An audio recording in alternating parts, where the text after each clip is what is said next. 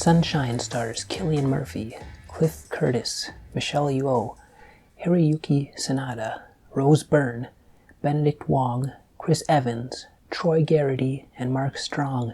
It was directed by Danny Boyle. It was released on Blu-ray January 8th, 2008, and runs 107 minutes. Sunshine is a very good sci-fi film that reminds me of a couple others, but really, it feels like a horror film wrapped in sci-fi. Whether that's good or bad is up to you. Basically, the premise is that the sun is dying. All of Earth's resources have been mined to build a giant bomb in a desperate attempt to reignite the star. There was a previous ship that failed its mission, the Icarus, so this story takes place with the crew of the Icarus II. When they get close enough to the sun, they pick up Icarus I's distress beacon and find the ship. They choose to divert from their mission to save any remaining crew members, if any, and to see if the ship's payload, the bomb, is still operational, possibly doubling their chances. Eventually, things get bad to worse due to the detour that they have no choice but to rendezvous with the Icarus I. 1 hour and 45 minutes in, we find the captain of the Icarus I, Pinbacker, is alive and that he sabotaged his mission and planning the same for the Icarus II. After that point, the movie switches genres and becomes a horror film. Danny Boyle seems to be channeling his horror movie experience, as 28 Weeks Later came out the same year, which he was executive producer on. Pinbacker claims he talked to God, and God told him not to save the sun and to bring everyone to heaven, which is really messed up and gives me chills just saying it. As the payload hurtles closer to the sun, it's a mad dash to the bomb's control room to try and manually detonate it. There's a total cast of 13 people, so the sense of isolation is quite high. You can sense the familiarity between the characters when we meet them, as if they had been spending months together on this ship. Also, some of the crew seem to be going slightly mad in their own way. Kanata, the captain of Icarus II, is overconcerned about what may have happened to the Icarus I. He keeps watching video logs of Pinbacker talking about how beautiful a meteor shower puncturing the side of the ship was. You can tell Kanata knows Pinbacker went mad.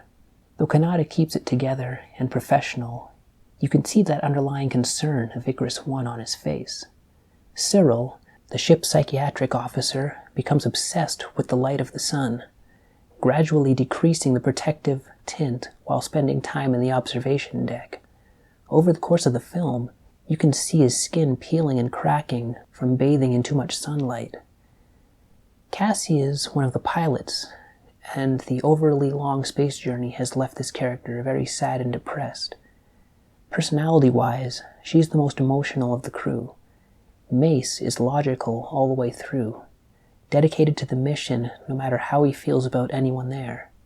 Any argument he has is for the success of the mission, but the journey starts bringing out his anger. Kappa, the physicist in charge of the payload, seems to be the most stable person, though he has recurring nightmares of falling onto the surface of the sun. Mace and Kappa have a rivalry going on because Mace never wanted to veer from the mission to assist Icarus I, and the decision for that was put on to Kappa. After a couple viewings of this film, I noticed an interesting parallel between Mace and Cyril. In almost all aspects of their duties and activities, Mace is associated with cold and Cyril with heat. As the ship's psychiatrist, Cyril is warm and understanding, while Mace is cold, logical, and very blunt. Cyril is obsessed with bathing in the intense sunlight, while Mace is in charge of taking care of the ship's computer mainframe, which is submerged in sub-temperature coolant. He almost freezes to death from exposure from space, and when he's in the Earth room, watching cold waves crashing against a pier, and the computer switches to a warm rainforest, Mace only wants to see the waves. They both even meet their end with cold and hot, respectively. Going back to the horror aspect of the film, the sun itself, even though it's burning out, becomes a vicious, unstoppable force in its own right. This is the most brightly lit horror film I've ever seen, and the blinding overexposure of some shots simulates the sheer intensity of the sun. Though there's still a good contrast between the light and darkness of space.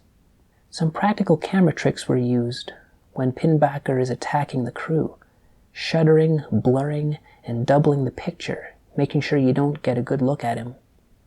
When they get close to the sun, and time and space begin distorting and smearing together, there's some effects combined to convey the effects of that. Sounds fade in and out, time stutters or freezes.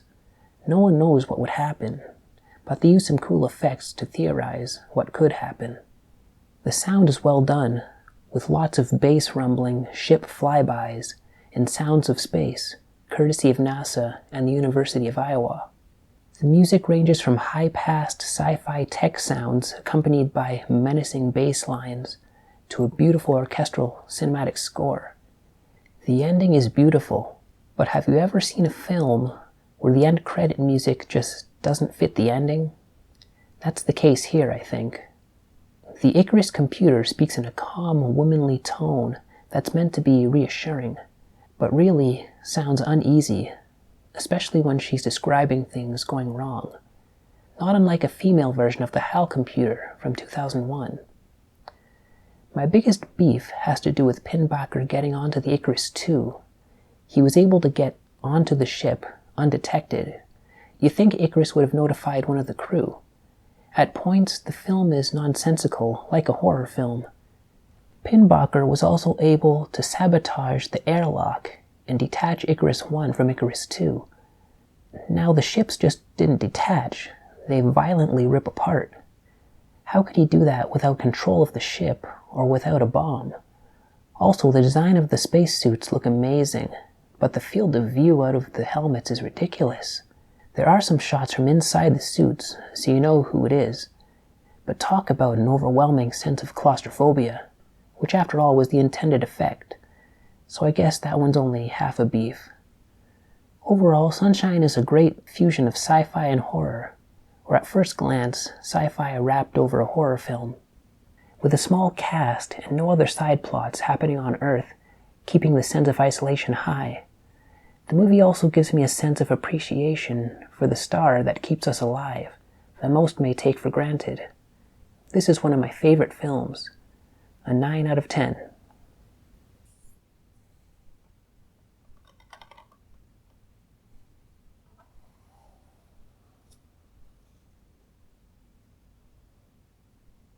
You've never seen anything like Sunshine, the stunningly original sci-fi action-adventure from groundbreaking director Danny Boyle, 28 days later. It is the year 2057. The sun is dying and mankind faces extinction.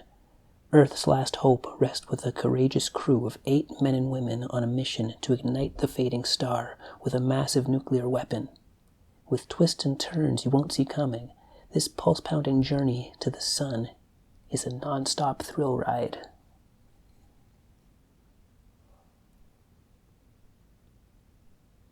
Special features, deleted scenes, web production diaries.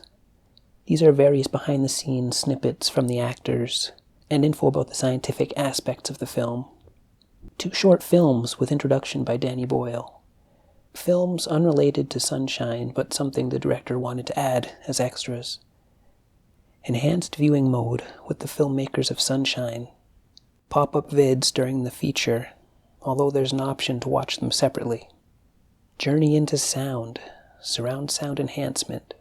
4 scenes where you can move the dialogue track to different speakers on your surround sound system. And theatrical trailer in high definition.